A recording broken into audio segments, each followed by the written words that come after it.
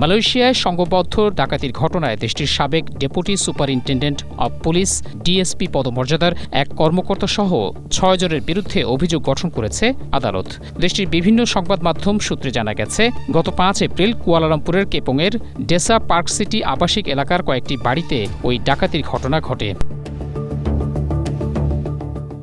Police জানায়, ডাকাত দল অস্ত্রের মুখে নগদ অর্থ, স্বর্ণালংকার, সোনার বার, দামি গাড়ি ও বিদেশি মুদ্রা ডাকাতি করে নিয়ে যায়। মালয়েশিয়ান মুদ্রায় যার পরিমাণ প্রায় ৪.৫ মিলিয়ন রিঙ্গিত এবং বাংলাদেশি মুদ্রায় প্রায় ১৩.৫ কোটি টাকা।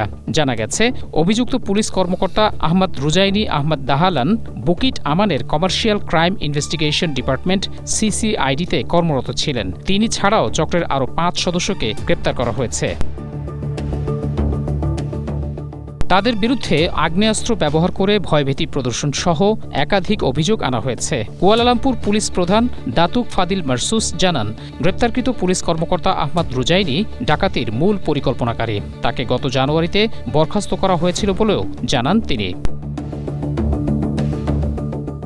মহসিন কবির, এশিয়া পোস্ট।